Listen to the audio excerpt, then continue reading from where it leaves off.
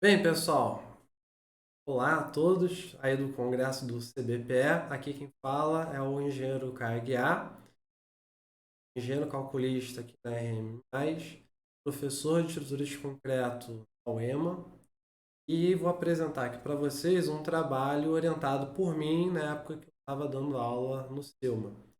Esse aqui foi o trabalho de conclusão de curso da Caroline, e como ela ficou com um pouco de vergonha de apresentar aqui para vocês, eu que tenho mais experiência de falar à frente das câmeras, vim aqui apresentar o trabalho desenvolvido por nós. Bem, então vamos falar aqui sobre o dimensionamento de vigas de concreto armado pelo método de bielas tirantes. Bem, vamos começar aqui com uma breve introdução, né? Por que esse tema é relevante? Nas edificações de concreto armado, é muito comum a gente ter que compatibilizar o projeto estrutural com o projeto de instalações. E, infelizmente, a gente tem que furar muitas das vigas em algumas situações e para fazer essa compatibilização da estrutura com a parte de instalações. Então, essa região do furo na viga é uma região de descontinuidade geométrica, aquela região, e merece uma análise um pouco mais cuidadosa naquele local.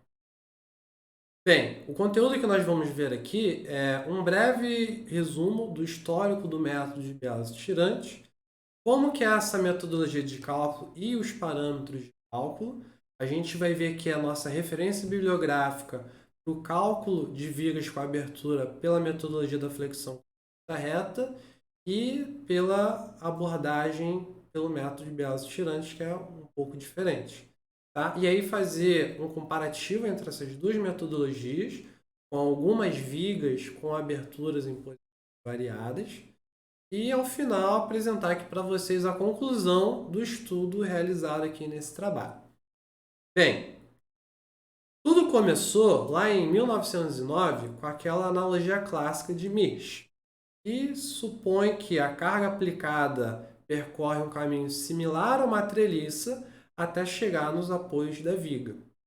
E aí, posteriormente, lá em 1987, Schlach e mais alguns colaboradores, lá naquele seu artigo do PC Journal, divulgaram lá a proposta dos modelos de bielas tirantes, né? Onde a carga aplicada produz tensões de compressão que vão migrar até o apoio e a gente tem ali tensões de tração. Ao longo de todo esse trabalho, tá, pessoal? A parte comprimida no concreto vai ser representada por essas linhas tracejadas em azul e a parte tracionada vai ser representada por essas linhas em laranja contínuas. Bem, o modelo de bielas tirantes, basicamente a gente concentra as tensões de compressão em bielas, que vão ser resistidas pelo concreto em seu contorno, e as tensões de tração são representadas por tirantes, que vão ser resistidos pelas armaduras adequadamente posicionadas e ancoradas, de forma a conduzir um equilíbrio a essa treliça aqui idealizada. Para a gente fechar, os nós vão conectar ali as bielas e os tirantes modelos.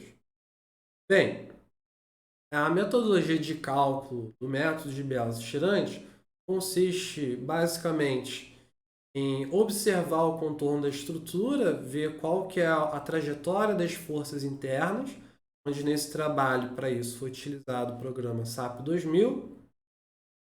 Depois, fazer a concepção dessa treliça interna.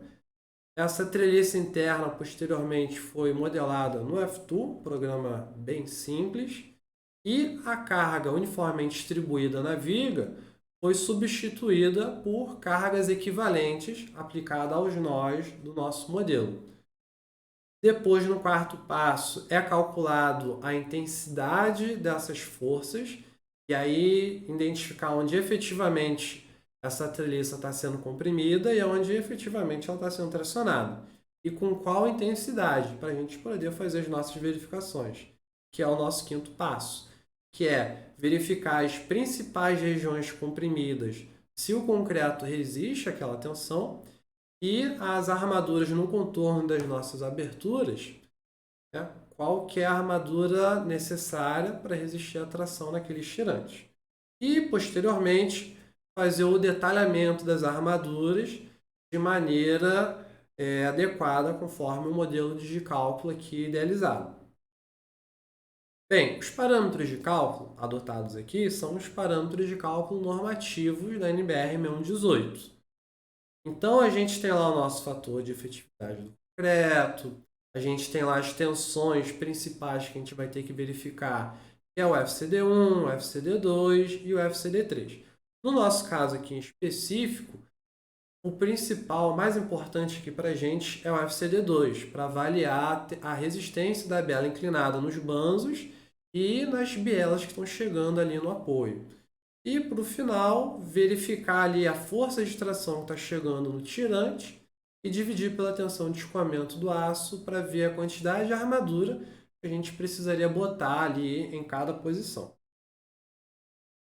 Bem, a nossa bibliografia, né, mais famosa que a gente tem bem disseminado no meio técnico são as bibliografias do Leonhard, que é aquele volume 3 de construções de concreto, aquele livrinho azul, e o curso de concreto do volume 2 lá do Susekind, que é basicamente uma adaptação um pouquinho mais refinada do que está lá no livro do Leonhard.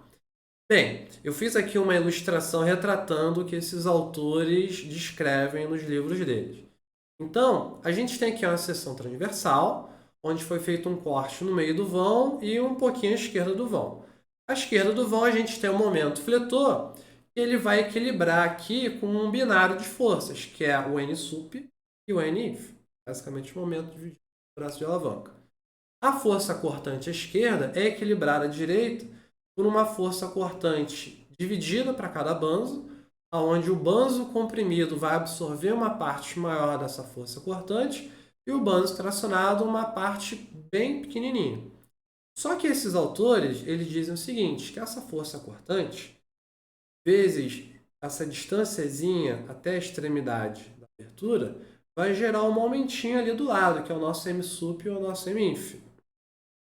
Só que se a gente for analisar o equilíbrio da seção transversal unicamente, esse momentinho que está sendo gerado aqui, pela proposta desses autores, não equilibra com ninguém ali do lado esquerdo. Então, é uma solução que numericamente não está conduzindo ao equilíbrio. A gente não tem um equilíbrio aqui 100% fechado.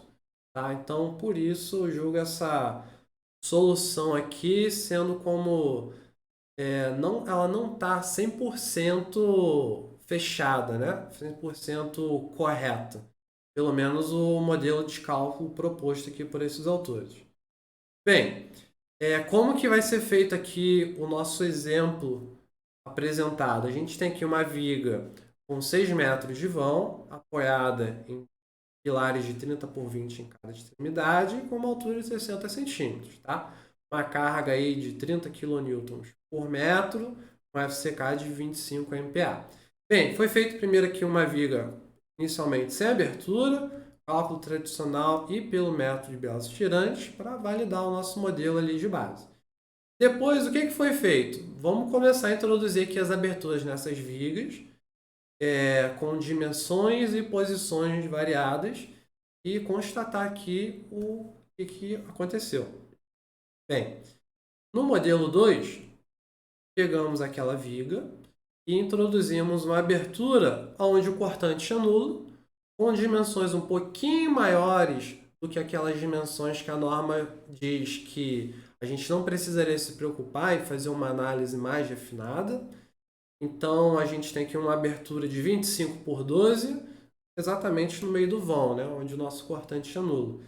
Se a gente fizer aqui um modelo de elementos finitos, a gente observa que não tem uma perturbação significativa no contorno da abertura e que, por um modelo de bielas tirantes, essa abertura está posicionada justamente no local em que não vai impactar o nosso modelo de cálculo. Então, aqui, a gente só precisaria de uma armadura posicionada ali nas extremidades da abertura, uma armadura assim mínima, só para controlar a fissuração, tá?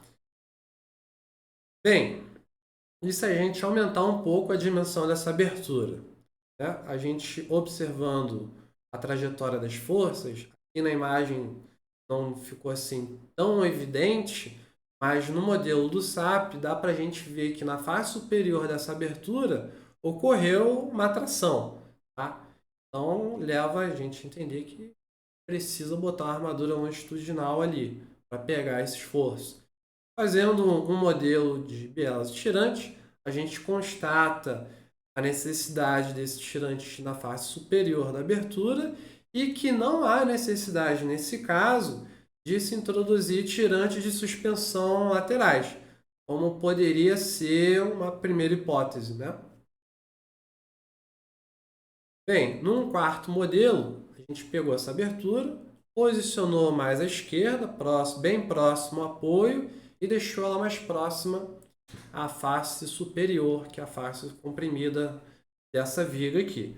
Fazendo uma análise, né, observando a trajetória das forças lá com auxílio dos elementos finitos, a gente vê que surge um pico de tração na quina esquerda inferior dessa abertura. E fazendo um modelo de bielose tirante, a gente observa que o caminho natural é essa treliça passar por baixo dessa abertura. E que ocorre ali uma concentração de tirante justamente naquela quina, né? Onde a gente vai ter ali a nossa armadura de suspensão. Para esse modelo aqui, eu gostaria de comentar que foi necessário mover esse furo uns 10 centímetros para a direita, porque não tinha concreto suficiente nessa biela inclinada chegando ao apoio para resistir à força de compressão que estava chegando ali naquela biela. Tá? Então é sempre importante a gente verificar a resistência da biela inclinada nos banzos e junto ao apoio para ver se tem concreto suficiente ali para resistir a essa força. Bem, no nosso último modelo, o modelo 5, a gente simplesmente abaixou a posição desse furo, deixando ele mais próximo da região tracionada. Então, por uma análise de elementos finitos, observando a trajetória das forças internas, a gente vê que a região tracionada ficou ali na quina superior à direita, né? E com o modelo de biase tirante, o caminho natural é essa treliça se mover por cima da abertura. Então está ali o nosso tirante de suspensão justamente próximo daquela região. Bem, vamos ver agora aqui um comparativo entre essas metodologias, só observando aqui que no modelo de biase tirante não foi considerada aquela parcela VC, que poderia justificar uma redução da armadura transversal nos banzos, e que aqui a representação na solução de flexão composta reta, a S1 é a armadura no banzo tracionado e a S2 é a armadura no banzo comprimido. Tá? Então a gente tem aqui a diferença das armaduras para cada viga analisada. Então constatei aqui a viga 2 porque não teve uma necessidade de aço por causa daquela abertura tão pequena. Como a gente pode observar aqui, a armadura longitudinal está um pouquinho diferente, mas a maior diferença significativa aqui foi da armadura e suspensão nas laterais da abertura, que deu cerca de 4 vezes maior e de maneira assimétrica. Outra coisa que a gente pode observar aqui é que o modelo 5, com a abertura mais próxima da região tracionada, conduziu a armaduras transversais um pouco mais econômicas. Agora eu vou mostrar para vocês a diferença que deu no detalhamento de uma solução para outra. Tá? As armaduras que vão aparecer aqui pretas são a armadura principal, a flexão da viga, e eventuais armaduras mínimas que foram necessárias ali nas aberturas. Bem, então, para a viga 3, com a abertura central, pela proposta de Leonard e Sussekind, a gente não precisaria de uma armadura complementar ali, somente uma armadura mínima. E pela metodologia de biases tirantes, a gente constatou que, de fato, precisaria de uma armadura complementar ali acima da abertura. Já para a viga 4, reparem que a disposição das armaduras ficou completamente diferente, né? A solução que conduz ao equilíbrio por biases tirantes nos conduz a uma concentração de armadura de suspensão na face esquerda dessa abertura. E a viga 5, também completamente diferente, conduzindo aí dessa vez a uma concentração de armadura de suspensão transversal, agora do lado direito da nossa abertura. Tá? Então, o que foi possível concluir aqui nesse trabalho? Bem, primeira sugestão minha é que da face do apoio à face da abertura tem aí um espaço de pelo menos 60% da altura da viga. Isso vai permitir que a gente tenha uma biela ali com inclinação de pelo menos 60 graus, tá? E que vai garantir ali a segurança da nossa biela inclinada. Lembrando que é sempre bom fazer um modelo de cálculo e verificar para essas situações. A outra observação é que a altura do banzo comprimido ele tem que obrigatoriamente ser pelo menos maior do que a altura da linha neutra, para garantir o concreto comprimido ali trabalhando e garantindo o equilíbrio da flexão. A terceira observação é que a altura do banzo tracionado ele deveria ser pelo menos maior do que 15 centímetros. Tá? Essa minha recomendação aqui é única e exclusivamente uma questão de construção. Se a gente deixar uma espessura ali muito fina, vai ter uma alta concentração de armadura e vai ser uma região com um adensamento que vai acabar ficando prejudicado, podendo conduzir ali a uma falha de concretagem localizada. A quarta recomendação é sempre que possível, sei que é difícil isso, mas é tentar posicionar as aberturas aonde o cortante é nulo nas nossas vigas. Assim a gente vai ter um menor impacto de armadura complementar. Aonde seria essa posição? Na maioria das vigas, seria ali no meio ou próximo ao meio do vão das nossas vigas. Já a quinta e última observação é que posicionar a abertura mais próxima do banzo tracionado nos conduz a um modelo mais econômico. A gente precisa de menos armadura complementar nas nossas vigas. E para finalizar, pessoal, uma ilustração aqui em vermelho as regiões onde, baseado nos estudos feitos nesse artigo, as regiões onde eu não recomendo se introduzir uma abertura em uma viga. Então é isso, pessoal. Agradeço muito a participação aqui de vocês, assistindo a esse estudo, e não deixam de me seguir lá nas redes sociais. O perfil no Instagram é c.aguiar.estruturas, onde eu tento produzir semanalmente conteúdo relacionado à nossa área de estruturas de concreto. Então é isso, pessoal. Até mais.